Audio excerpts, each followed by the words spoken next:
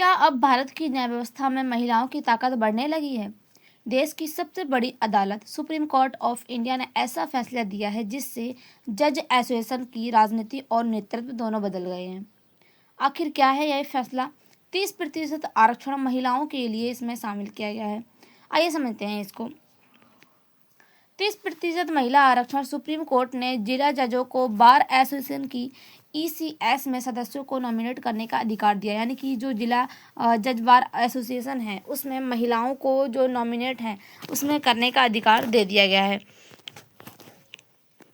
हाल ही में supreme court of India ने एक महत्वपूर्ण फैसला दिया है जिससे कहा गया है कि जिला जजों की एसोसिएशन में एक्सक्लूसिव कमेटी में कम से कम 30% जो आरक्षण है, यानी कि 30% महिलाओं का प्रतिनिधित्व इसमें दिया गया है। यानी कि अब महिलाएं भी जो है इसमें 30% जो है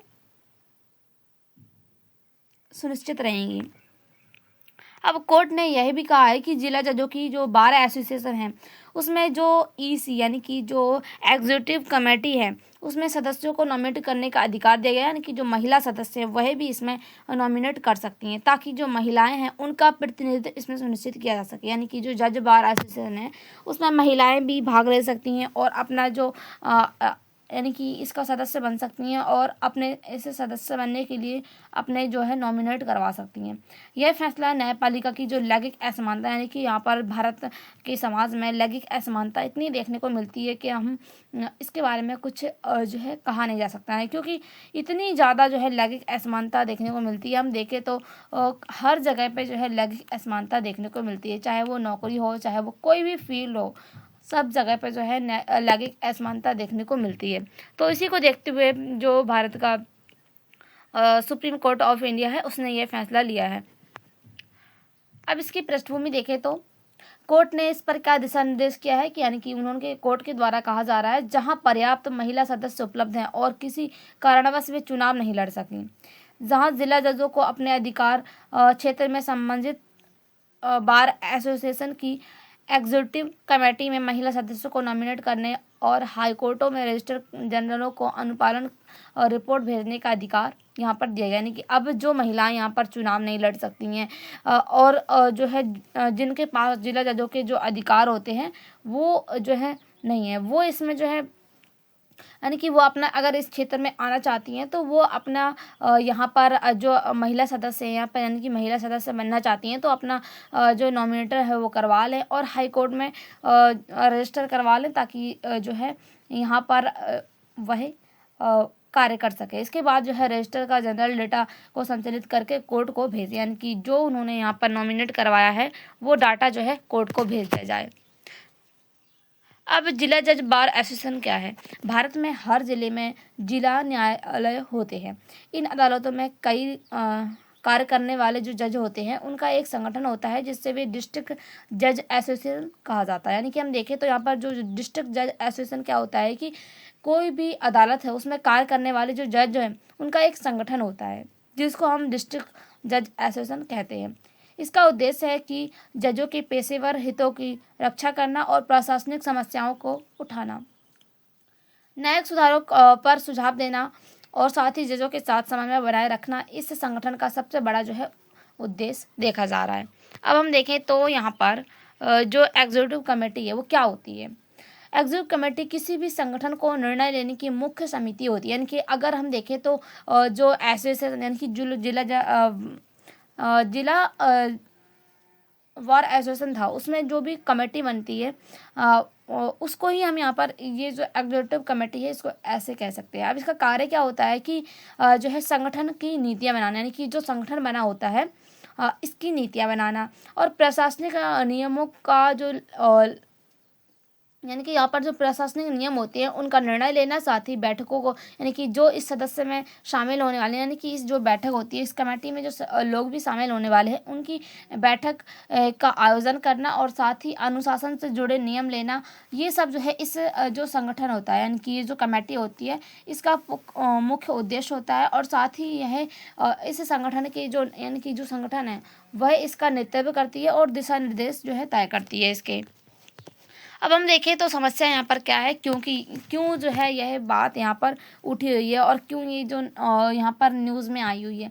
भारत के जो न्यायालय है, न्यायालय में महिलाओं की जो संख्या है वो धीरे धीरे बढ़ रही है। यानी कि अब यहाँ पर पहले जो है जो न्यायपालिका है उसमें महिलाओं की जो संख्या थी वो काफ़ी कम थी, लेकिन अब जो है भारत में महिलाओं की न्यायपालिका में जो भूमिका है वो बढ़ती जा रही है। अब इसका हम देखें तो सबसे बड़ा लेकिन नेतृत्व पदों पर महिलाओं की संख्या अभी भी कम है। यानी कि जो बड़े बड़े पद होते हैं उन पर महिलाओं की संख्या अभी भी कम है। जजों के जो पद होते हैं उस पर अभी भी महिलाओं की संख्या काफ़ी कम है। निर्णय लेने वाली समितियों में महिलाएं कम शामिल होती हैं, क्योंकि हम देखें तो कई एसोसिएशन में ईसी यानी कि जो एग्जीक्यूटिव कमेटी होती है उसमें लगभग पूरी तरह से जो है पुरुष भरे हुए हैं। यानी कि जो यहाँ पर संगठन बना होता है एग्जीक्यूटिव कमेटी का, उसमें महिलाओं की जो भागीदारी है वो काफ़ी कम है।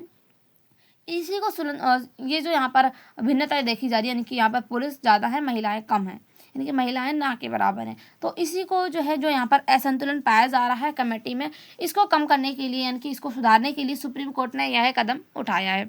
हम देखें तो अब सुप्रीम कोर्ट का निर्णय क्या है, जो सुप्रीम कोर्ट ऑफ इंडिया है उनके द्वारा यह निर्णय लिया गया है कि जिला जज एसोसिएशन में इसी में कम से कम 30% जो महिलाएं हैं वो होनी चाहिए। यानी कि अब यहाँ पर ये जो कमेटी है इसमें भी जो महिलाएं हैं वो अपना यहाँ पर जो है इन महिलाओं का अधिकार है कि वो इसमें भी जो है जा सकती हैं, अपना जो है यहाँ पर अधिकार प्राप्त कर सकती हैं, अपना नॉमिनेटिव करवा सकती हैं। और अगर हम देखें तो यदि चुनाव में महिलाएं अपर्याप्त संख्या में नहीं आती हैं तो नॉमिनेशन के माध्यम से संख्या पूरी की जा सकती है। यानी कि अब हम देखें तो अगर चुनाव होता है उसके माध्यम से भी यहाँ पर महिलाओं की जो संख्या है वो यहाँ पर जो है पर्याप्त नहीं होती है, तो उसके बाद यहाँ पर उनको जो है नॉमिनेशन के माध्यम से जो है उनकी संख्या पूरी की जाएगी। ऐसे निर्णय लिए यानी कि यहाँ पर जो निर्णय लिए जा रहे हैं, ये जो निर्णय है महिलाओं में संस्था यानी कि जो संस्थाएं हैं उनमें महिलाओं की भागीदारी को सुनिश्चित किया जा रहा है। यानी कि जो यह कमेटी है इस कमेटी में महिलाओं की भागीदारी सुनिश्चित की जाएगी। यह फैसला जो है भारत की जो सुप्रीम कोर्ट ऑफ इंडिया है उसके द्वारा लिया गया है और यह फैसला महिलाओं के लिए काफ़ी ज़्यादा हेल्पफुल होने वाला है। अब संवैधानिक आधार क्या है कि यह निर्णय भारतीय संविधान के जो निम्न प्रावधान हैं, जैसे कि हम देखें तो आर्टिकल 14 उसके आर्टिकल 14 से जुड़ा हुआ है, क्योंकि इसमें क्या है कि आर्टिकल 14 में है सभी लोगों को समान अधिकार होने चाहिए। तो यहाँ पर हम देखें तो जज एसोसिएशन है इसमें महिलाओं की भागीदारी काफ़ी कम है, यानी कि ना के बराबर है, इसमें महिलाएं बहुत कम होती हैं। और ये जो कमेटी होती है एग्जीक्यूटिव कमेटी उसमें भी महिलाएं कम है। तो ये एक तरीके से हम देखें तो अगर जो सुप्रीम कोर्ट ऑफ इंडिया है उसने जो फैसला लिया है ये हम देखें तो यहाँ पर महिलाओं के लिए काफ़ी अच्छा है। यानी कि जो यहाँ पर समानता की बात की गई है आर्टिकल 14 में उसके से जुड़ा हुआ यह फैसला लिया गया है। आर्टिकल 15 यानी कि राज्य किसी भी नागरिक के साथ लिंग, जाति, धर्म के आधार पर भेदभाव नहीं करेगा। तो हम यहाँ पर देखें तो आज भी हम देखें कि यहाँ पर जो क्षेत्र है जो जज एसोसिएशन इसमें क्या है कि लिंग के आधार पर भेदभाव अभी भी देखने को मिल रहा है, क्योंकि यहाँ पर पुरुषों की संख्या अधिक है और महिलाओं की संख्या जो है काफ़ी कम पाई जाती है। तो लैंगिक असमानता अभी भी इसमें देखने को मिल रही है। तो इसी को सुधारने के लिए ये जो यहाँ पर लैंगिक असमानता देखी जा रही है इसको यहाँ पर सही करने के लिए जो सुप्रीम कोर्ट ऑफ इंडिया है उसने यह फैसला लिया है। तो ये हमारे आर्टिकल जो 15 है उससे भी जुड़ा हुआ है। अब हम देखते हैं तो आर्टिकल 15(3) यानी कि राज्यों को महिलाओं और बच्चों के लिए विशेष प्रावधान देने की अनुमति होनी चाहिए। यानी कि अब यहाँ पर हम देखें तो जो यहाँ पर निर्णय दिया गया है सुप्रीम कोर्ट ऑफ इंडिया के द्वारा, इसमें क्या है कि महिलाओं की संख्या पहले नहीं हुआ करती थी, तो अब यहाँ पर जो है महिलाओं के लिए जो है प्रावधान रखे गए हैं और अब यहाँ पर जो महिलाएं हैं वो इसमें 30% जो है भागीदारी ले सकती हैं। अब हमारा जो आर्टिकल 39 था जिसमें DPSP जो direct principle of state policy है इसमें जो पुरुष और महिलाएं हैं वो समान रूप से अवसर ले सकती हैं और साथ ही यहाँ पर उनको समान वेतन भी मिलना चाहिए। ये हमारी जो आर्टिकल 39 है उससे भी जुड़ा हुआ है। अब भारत की जो न्यायपालिका है, न्यायपालिका में महिलाओं की स्थिति क्या है? भारत में महिलाओं की प्रतिनिधित्व अभी भी सीमित है, यानी कि काफ़ी कम है महिलाओं का जो प्रतिनिधित्व अभी भी कई क्षेत्रों में। जैसे कि हम देखें तो उच्च न्यायालय यानी कि जो सुप्रीम कोर्ट ऑफ इंडिया है इसमें महिला जजों की संख्या कम रही है, क्योंकि हम देखें तो महिलाओं को आज भी जो है इस तरीके से देखा जाता है कि वो महिलाएं जो हैं वो इमोशन हो जाती हैं, इमोशन के कारण जो है वो गलत फैसले ले लेती हैं। इसलिए महिलाओं को जो है अब अभी जो है जजों में भागीदारी काफ़ी कम रही है।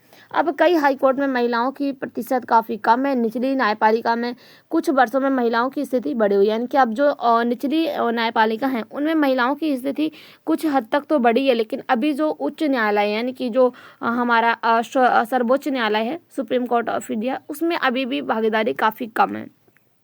तो इसी को बढ़ाने के लिए राज्य में 30% या 40% जो महिला जज हैं उनके नेतृत्व के लिए सुप्रीम कोर्ट ने यह फैसला लिया है, ताकि महिलाएं भी जो है इस पद में जा सकें और यहाँ पर जो महिलाओं की स्थिति यानी कि जो महिलाओं का नेतृत्व है वो कम दिखाई दे रहा है वह भी बढ़ सके। अब अंतर्राष्ट्रीय दृष्टिकोण क्या है कि कई देशों में न्यायपालिका और प्रशासन में महिलाओं की भागीदारी बढ़ाने के लिए आरक्षण और विशेष नीतियाँ लागू की गई हैं। उदाहरण के लिए हम देखें तो यूरोप के जो कई क्षेत्र हैं जिसमें जेंडर क्वार्टर्स और साथ ही संयुक्त राष्ट्र में जो जेंडर इक्वालिटी और साथ ही सस्टेनेबल डेवलपमेंट गोल यानी कि यहाँ पर हम देखें तो SDG 5 में शामिल किया गया है, यानी कि कई देश जो है महिलाओं को और पुरुषों को बराबर भागीदारी के लिए यहाँ पर कई ज़्यादा जो है आरक्षण भी दिए गए हैं महिलाओं को।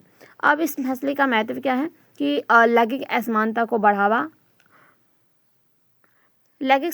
बढ़ावा और महिलाओं को निर्णय लेने की प्रक्रिया में शामिल करना, यानी कि जो लैंगिक असमानता है उसको कम करना और साथ ही यहाँ पर इसके साथ ही महिलाओं का जो यहाँ पर निर्णय यानी कि महिलाओं जो यहाँ पर जज न्यायपालिका में निर्णय लेने की भागीदारी होती है उसमें महिलाओं को शामिल करना। साथ ही न्यायपालिका में विविधता यानी कि विविधता विभिन्न दृष्टिकोण नियमों से संतुलित की जा सकती है, यानी कि यहाँ पर हम देखें तो महिलाएं और पुरुष दोनों लोग होंगे तो यहाँ पर विविधता देखने को मिलेगी। अब थर्ड पॉइंट क्या है, महिला नेतृत्व का विकास होगा और महिलाओं को जो है ऐसे जो बड़े बड़े पद हैं उनमें बैठने का मौका मिलेगा, जिससे उनको भी अनुभव होगा जो जज होते हैं उसके बारे में। अब न्यायपालिका की विश्वसनीयता समाज के सभी वर्गों को प्रतिनिधित्व होने से न्यायपालिका में भरोसा बढ़ता है, यानी कि क्योंकि जो न्यायपालिका होती है उसमें सभी लोगों का, सभी वर्ग के क्षेत्र के लोगों का जो है यहाँ पर विश्वास होता है। अगर यहाँ पर सही निर्णय लिए जाते हैं तो यहाँ पर जो लोग हैं वो न्यायपालिका पर भरोसा करते हैं। अब संभावित चुनौतियां क्या हैं, केवल आरक्षण की समस्या पूरी तरह हल नहीं होगी, यानी कि सामाजिक और संस्थाएं और बाधाएं अभी भी बनी हुई हैं। इनको कम करने के लिए कुछ लोग जो है इसे मेरिट के खिलाफ भी मान सकते हैं और महिलाओं को नेतृत्व के अवसर देने के साथ प्रशिक्षण और समर्थन भी यहाँ पर जरूरी होगा। यानी कि अब यहाँ पर देखें तो महिलाओं के लिए यहाँ पर आरक्षण तो दिया गया है 30% का, लेकिन इसके बाद भी महिलाओं को यहाँ पर प्रशिक्षण दिया जाएगा कि कैसे उनको कार्य करना है और साथ ही उनका समर्थन भी किया जाएगा। आगे का रास्ता क्या हो सकता है कि न्यायपालिका में महिला प्रतिनिधित्व बढ़ाने के लिए नीति बनाना, महिला जजों के लिए नेतृत्व को यानी कि जो बड़े पद हैं उन पे यहाँ पर उनको बैठाना और साथ ही जो कार्यस्थल है उन पर सुरक्षित रखना और समान वातावरण न्यायपालिका में जेंडर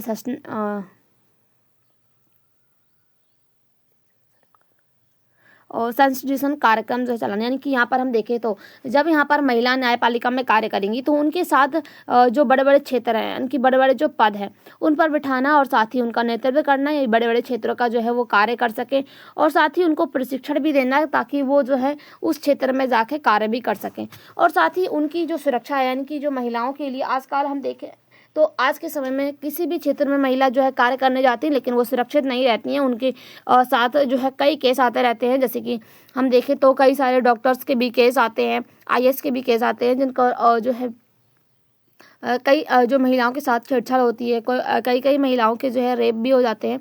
तो ये जो है यहाँ पर सबसे बड़ा देखा जाता है। तो किसी भी क्षेत्र में अगर महिलाएं जाएं तो उनके लिए सुरक्षित यानी कि एक ऐसा कार्यस्थल होना चाहिए जिसमें वो सुरक्षित रह सकें।